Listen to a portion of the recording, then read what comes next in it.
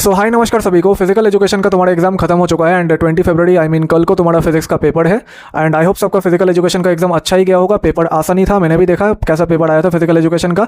And जिन्होंने एक दिन भी पढ़ाई की, 2 दिन भी पढ़ाई की, ठीक है, वो भी इसमें 85, 90, 95 करके नंबर ले आएंगे, क्योंकि फिजिकल एजुकेशन का मतलब करिकुलम ही काइंड ऑफ वैसा ही है कि मतलब स्टूडेंट्स यहाँ पे स्कोर अच्छा खासा कर लेते। तो फिजिकल एजुकेशन को लेकर तो टेंशन लेने की कोई जरूरत नहीं है, ठीक है।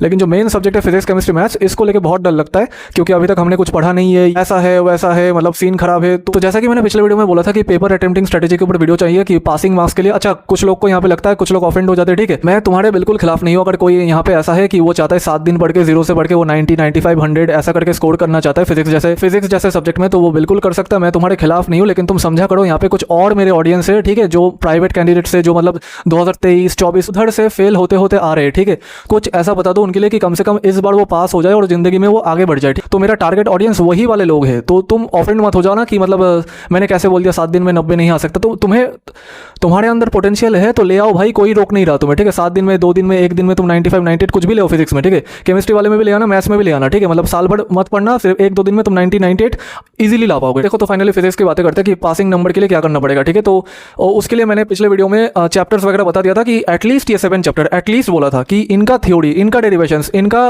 कुछ सिलेक्टेड न्यूमेरिकल्स, एनसीईआरटी के एग्जांपल्स प्रैक्टिस करने को बोला था मैंने, ठीक है।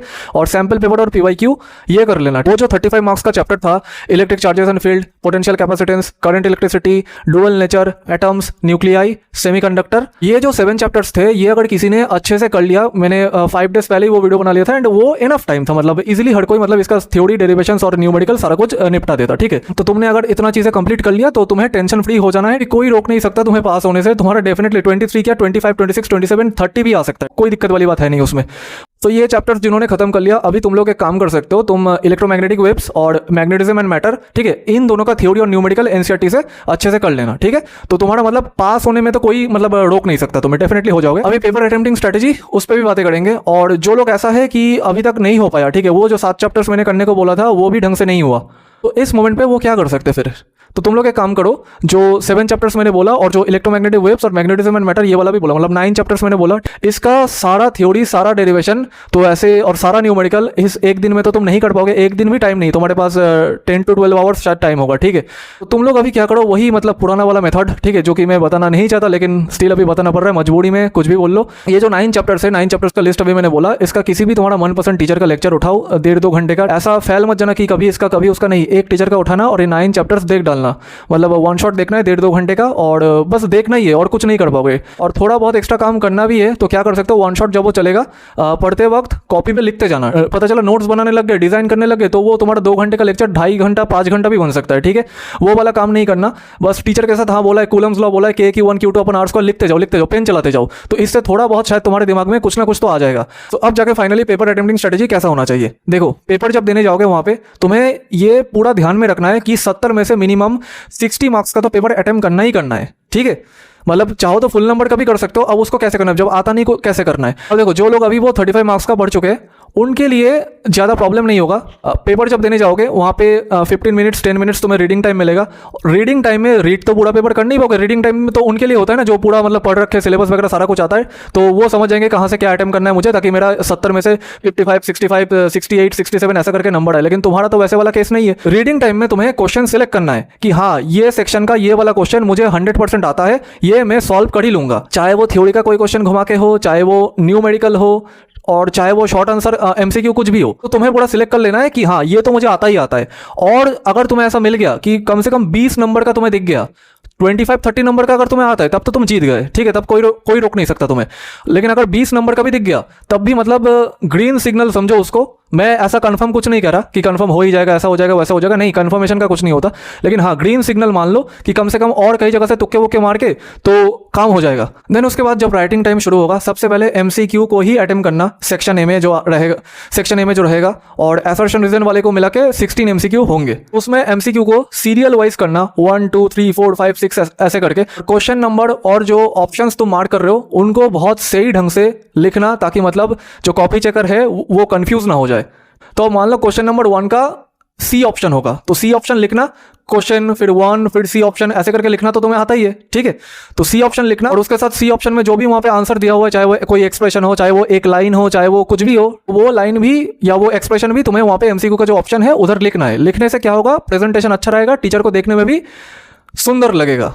ऐसे करके 5-6 एमसीक्यू तुम शायद से ही सॉल्व कर ही लोगे, मुझे जितना लगता है। एंड उसके बाद क्या करना, जो 10 एमसीक्यू तुमसे नहीं होंगे, कंफर्मेशन नहीं है इसमें क्या करूँ, इसमें ना क्या ना करूँ, तो उसमें सी ऑप्शन मार्क कर लेना। मैं रैंडमली बोल सकता था कि ABCD ये सारा कुछ मार्क कर लो, लेकिन उसमें प्रोबेबिलिटी जीतने का मतलब बहुत कम है कि सही होगा गलत होगा, मतलब फंस जाएंगे अगर सारा गलत हो गया तो। लेकिन अगर सब कुछ सी ऑप्शन मार्क करोगे तो कोई ना कोई 2-3 एमसीक्यू तो फंसेगा ही फंसेगा, ठीक है।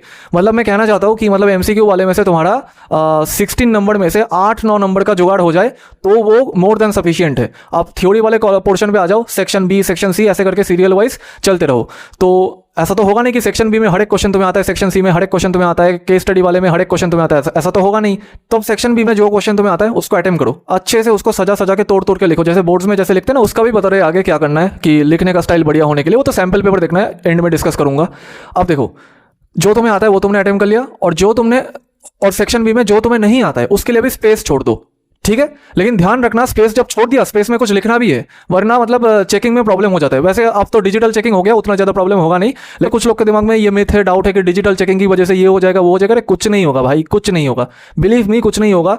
मतलब बोर्ड वाले कभी नहीं चाहते कि उनके साथ तुम्हारा दुश्मनी थोड़ी है यार, उनके साथ तुम्हारा दुश्मनी थोड़ी है, ऐसा कुछ नहीं होगा। जैसा नेचुरल सारा चीज़ें चल रहा था, वो हर साल की कहानी है, हर साल ऐसा कुछ ना कुछ आता रहता है और लोग ऐसे परेशान हो जाते हैं। आराम से लिखना है उस चीज़ को। अब सेक्शन बी में मान लो एक क्वेश्चन आता है तुम्हें, तो उसका सही ढंग से क्वेश्चन नंबर बैठा के अटेम्प्ट कर लिया, उसको सॉल्व कर लिया, ठीक है। अब जो क्वेश्चन नहीं आता उसके लिए मान लो 4 क्वेश्चन और रह गया, वो नहीं आता, तो उसके लिए स्पेस छोड़ दो वर्ड लिमिट के हिसाब से। वर्ड लिमिट ये सारा कुछ वहां पे सैंपल पेपर में मिल जाएगा, तो उस हिसाब से स्पेस छोड़ना। ज्यादा मतलब 2-3-4 पेज मत छोड़ देना कि उसके बाद करने लग गया, ऐसा नहीं, ठीक है। उतना आइडिया तुम्हें होगा कि कितना स्पेस तुम्हें छोड़ना है। फिर अब सेक्शन सी पे आओ, सेक्शन सी पे जो आता है उसका अटेम्प्ट करो, फिर बाकी का स्पेस छोड़ दो। सेक्शन डी पे आओ, जो आता है उसका अटेम्प्ट करो सही तरीके से, बाकी का स्पेस छोड़ दो स्ट्रक्चर्ड वे में कि हाँ, अगर केस स्टडी है, केस स्टडी के लिए कितना स्पेस छोड़ना पड़ेगा, ठीक है, उतना तुम्हारे दिमाग में होगा, उसमें कोई परेशानी नहीं है। अब जो लास्ट वाला सेक्शन होगा उसमें भी ऐसे करना, जो आता है अटेम्प्ट करो, जो नहीं आता उसके लिए स्पेस छोड़ दो। अब ये पूरा काम करने में अगर मान लो तुम्हारा 25-30 ऐसे नंबर का जुगाड़ हो गया तो तुम 1 घंटे से पहले ही पेपर खत्म कर दोगे, ठीक है। ऐसा ही होना चाहिए, 40 मिनट में खत्म हो जाएगा वो चीज़, ठीक है। अब तुम्हारे पास टाइम ही टाइम है। 70 आउट ऑफ 70 लाने वाला स्टूडेंट है, उसके पास उतना टाइम नहीं होगा जितना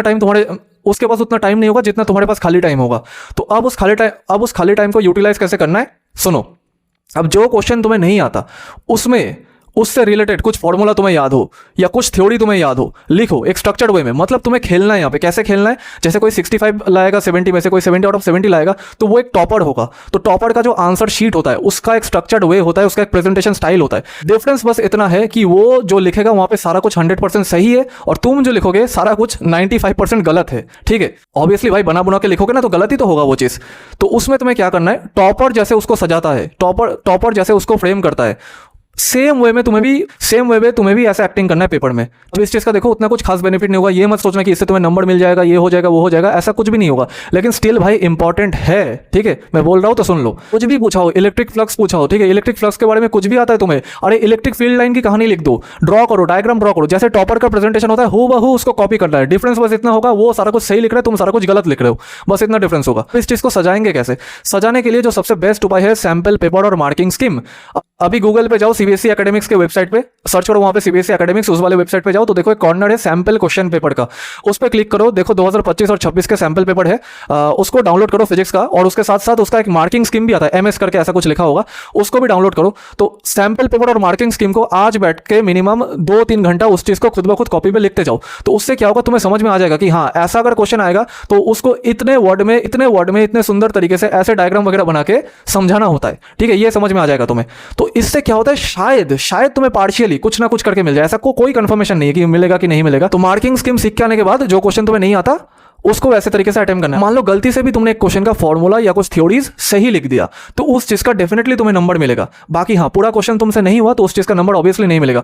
न्यूमेरिकल जैसे क्वेश्चन में क्या करना है, ठीक है, जिस न्यूमेरिकल में डायग्राम ड्रॉ करना इंपॉर्टेंट है तो उस न्यूमेरिकल में डायग्राम भी ड्रॉ करना, चाहे डायग्राम तुम्हारा गलत हो लेकिन फिर भी ड्रॉ करने की कोशिश करना। और फिर फॉर्मूला अगर आता है, याद आ रहा है कि हाँ ये वाला फॉर्मूला शायद यहाँ पे लग जाएगा, उस फॉर्मूला को सही ढंग से लिख लेना। और फॉर्मूला लिखने के बाद अब गिवन डेटा वो सारा कुछ तो होगा, तो गिवन डेटा भी ऐसे करके लिख देना। फिर उसी फॉर्मूला में वो गिवन डेटा कुछ भी बिठा के कुछ भी कैलकुलेशन कर देना, मतलब कुछ भी कैलकुलेशन इन द सेंस शायद तुम समझ नहीं पाओगे कि यहाँ पे डिफरेंशिएट करेंगे, इंटीग्रेट करेंगे, क्या करेंगे, लेकिन जो तुम्हें मैथमेटिकल मैनिपुलेशन जो भी आता है, जो भी तुम्हें मैथमेटिकल मैनिपुलेशन आता है, क्रॉस मल्टीप्लाई कर रहे हो, सजा रहे हो उसको, फिर इंटीग्रेट कर रहे हो ऐसे करके, फिर इंटीग्रेट कर रहे हो उस चीज को ऐसे करके, मतलब सजाना है उस चीज को। बोला ना टॉपर जैसे लिखता है उसी तरीके से लिखना है, बस उसका सही है तुम्हारा गलत है, ठीक है। प्रेजेंटेशन ऐसा होना चाहिए। अब ऐसे करके तुम्हें पूरा पेपर कंप्लीट कर लेना है। पूरा पेपर जब तुम कंप्लीट कर लोगे तो तुम्हें ऐसा दिखना चाहिए कि मिनिमम 30 to 35 इवन 40 पेजेस का शायद तुमने आंसर पूरा भर दिया वहां पे। और अगर पूरा पेपर कंप्लीट करने के बाद तुम्हें ऐसा अगर लगे कि 20 नंबर का तो मैंने एकदम सही लिखा, कोई रोक नहीं पाएगा मेरे को, 20 नंबर तो मेरा आना ही आना है, तो थोड़ा ग्रीन सिग्नल में समझो अपने आप को, मतलब ऐसा कुछ कंफर्मेशन नहीं है अगेन, लेकिन स्टिल समझ जाओ, ठीक है।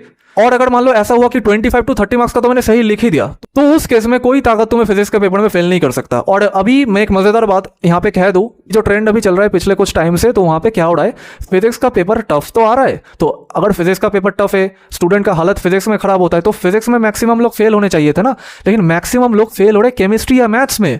ये मतलब शॉकिंग है, ठीक है। तो मैं बोल रहा हूँ ऐसे करके अगर तुम कल का पेपर अटेम्प्ट कर देते हो तो शायद तुम फिजिक्स में फेल नहीं होगे, ठीक है। और बाई चांस अगर कुछ ऐसा हो भी गया तो निराश होने की, उदास होने की कोई मतलब ज़रूरत ही नहीं है। काफ़ी लोग मेरे को वो काउंसलिंग में आके उधर मतलब रो रहे कि भैया मेरा क्या हो जाएगा, मेरा वो हो जाएगा, ये हो जाएगा। अरे कुछ भी नहीं होगा भाई, लाइफ बहुत लंबी है आगे। हाँ नो डाउट हमसे गलती हो गई, एक गोल्डन अपॉर्चुनिटी था।